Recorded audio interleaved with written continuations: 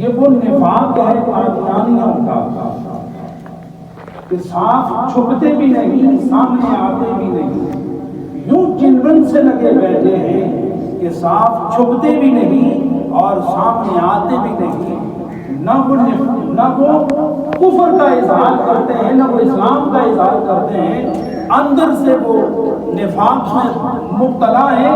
اور ان المنافقین فی الدرک الاسفل من النار، مشرک اوپر رہے گا، کافر اوپر رہے گا، لیکن جو نفاق والا ہے اللہ رب العزت نے ارشاد فرمایا کہ وہ جہنم میں سب سے جو نچلا درجہ ہوتا ہے وہ اہل نفاق کا درجہ ہوتا ہے۔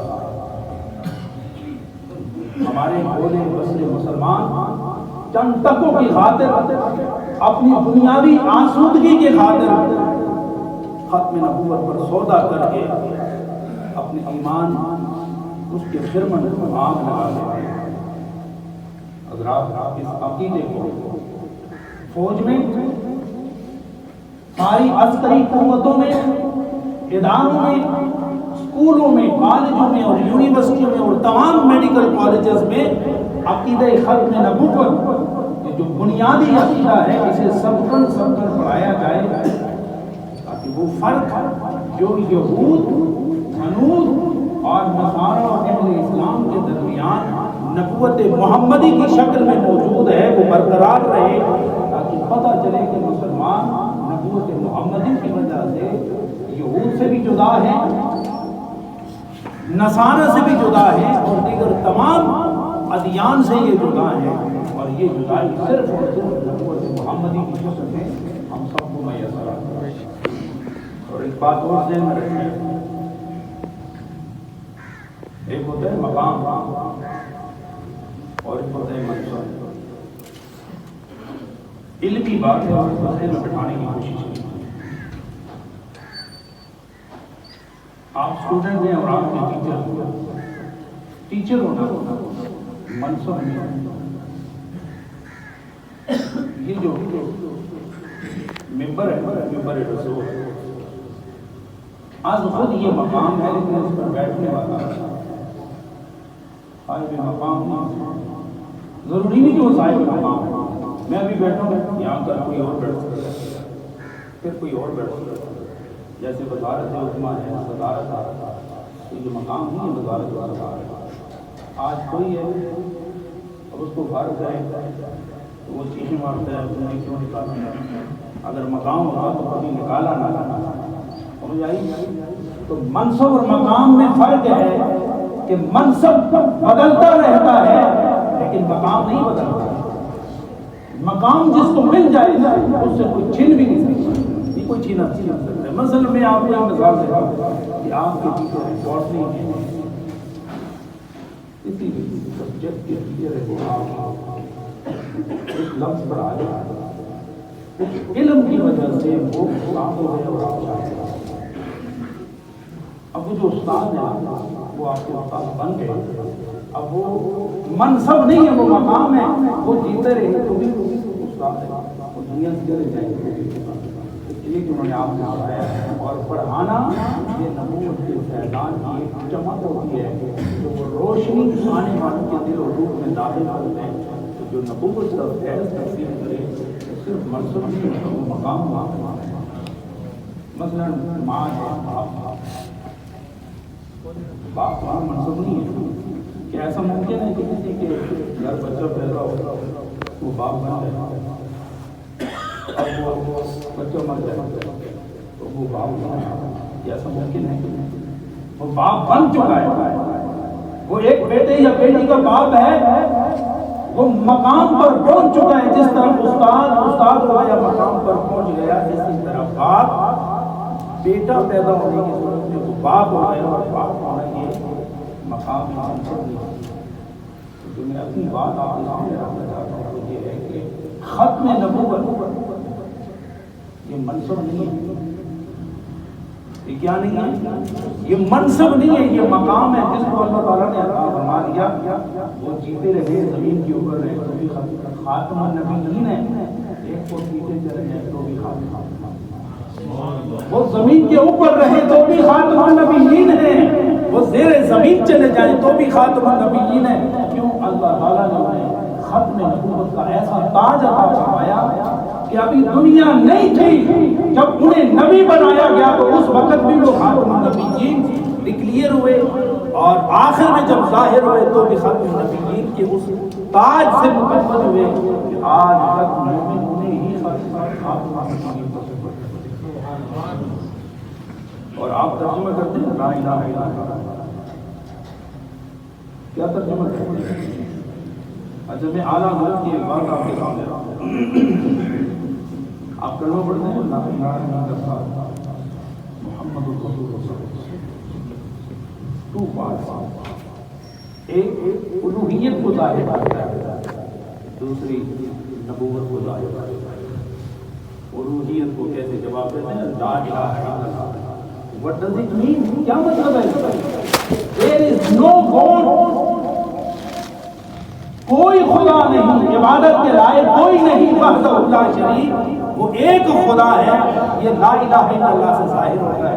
تو لا الہ الا اللہ کے تہ میں ایک چیز موجود ہے، جب ہم کہتے ہیں نا لا الہ الا اللہ تو اس میں یہ پڑھنے والے پر فرض ہو جاتا ہے کہ وہ اللہ تعالیٰ کو وحدہ لا شریک تصور کرے، یقین کرے اور باقی غیر خدا کی مدد کرے۔ تو اعلیٰ حضرت فرماتے ہیں جب آپ پڑھتے ہیں محمد رسول اللہ، تو جہاں آپ محمد عربی کی رسالت کی گواہی دے رہے ہوتے ہیں وہاں آپ پر یہ بھی فرض اور لازم آتا ہے کہ محمد عربی صلی اللہ علیہ وسلم کو خاتم النبیین بھی کرنے کا تصور کریں۔ تو کیا ترجمہ کرتے ہیں؟ لا الہ الا اللہ محمد رسول اللہ، آتا ہے آپ کو ترجمہ کیا ہے؟ محمد رسول اللہ، محمد اللہ کے سارے محمد اللہ کے رسول ہیں، تو ہیں خود بھی ہیں، آپ جیتے رہیں تو بھی ہیں، آپ مر جائیں تو بھی ہیں، یہ کائنات رہے تو بھی، یہ کائنات نہ رہے تو بھی محمد اللہ کے رسول ہیں۔ تو جب ہیں تو کسی دوسرے کی ضرورت ہے، کسی دل کی کسی دوسرے کی ضرورت ہے، تو اس وقت بھی وہ اللہ کے رسول ہیں اور وہ حیات ہیں۔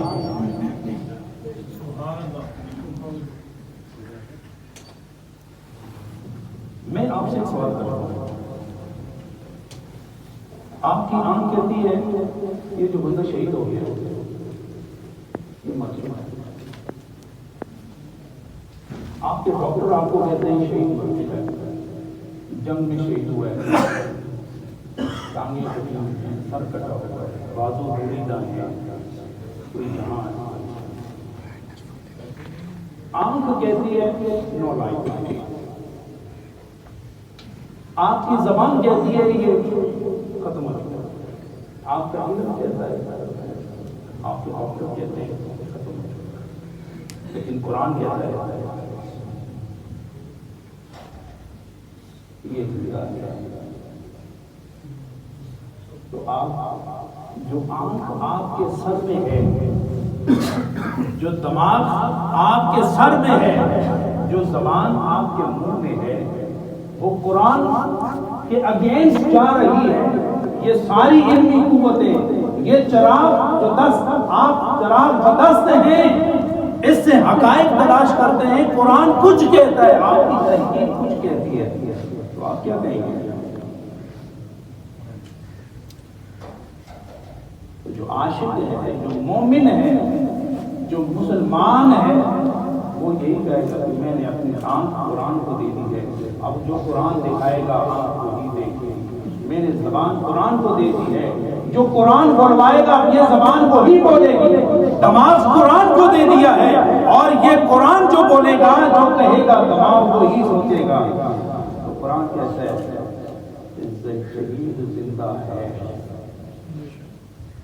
آنکھ نہ مانے تو نہ مانے، انگریز نہ مانے تو نہ مانے، لیکن مسلمان مانتا ہے کہ شہید زندہ ہے، یرزقون، انہیں صبح بھی رزق دیا جاتا ہے، انہیں شام بھی رزق دیا جاتا ہے، لیکن کس طرح زندہ ہے؟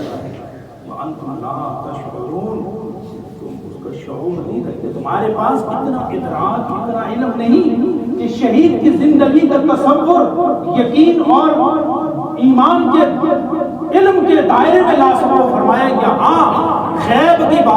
لوگ نہیں جانتے نبی نے قرآن نے فرما دیا وہ زندہ ہے، تو مسلم کے لیے جاننا ضروری ہے کہ وہ مارنے کے شہید زندہ ہے۔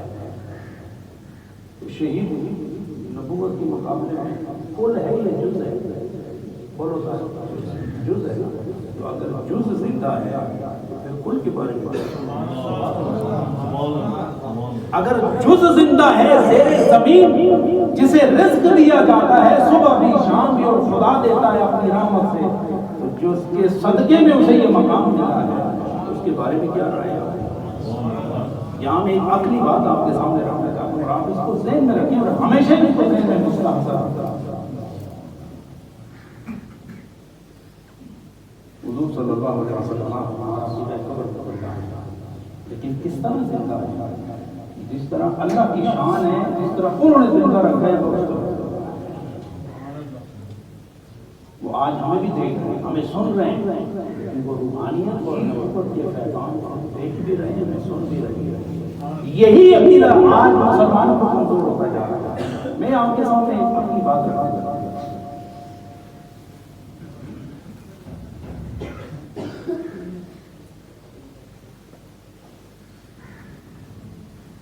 میں اس لیے آپ کو دعوت دے رہا ہوں، ٹھہر ٹھہر کے بول رہا ہوں، قیامت کا دن حضور علیہ السلام حضور علیہ السلام قیامت کے دن سجدہ کرنا ہے، قبر سے اٹھی میدان محشر، آپ کو پتہ ہے میدان محشر کہاں ہوگا؟ یہ شام کے میدان، شام کے سارے زمین کو ہموار کیا جائے گا، تمام انسانی ضروریت وہاں اکٹھی ہوگی اور حضور علیہ السلام اور وہاں آپ سجدہ فرمائیں۔ سجدہ عبادت ہے، بولو سجدہ عبادت ہے، کیا عبادت بغیر رحم کی ہو سکتی؟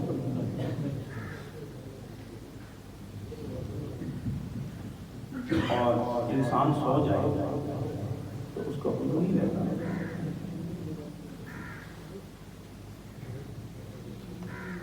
میں اس لیے کہتا ہے یہ بڑی عقلی بات ہے، میں دعوت دے رہا ہوں کہ آپ سمجھیں،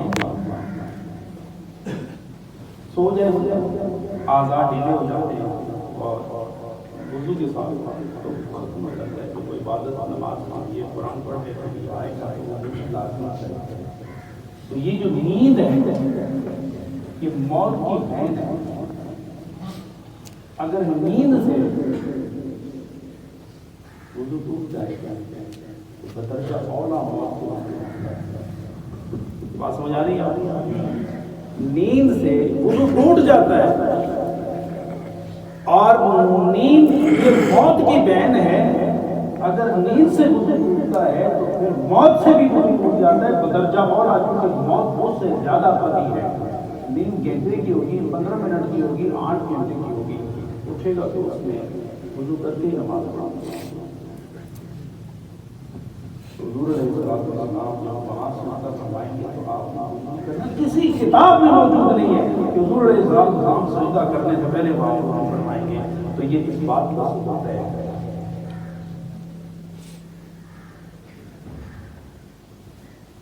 کہ موت آپ کی حیات کو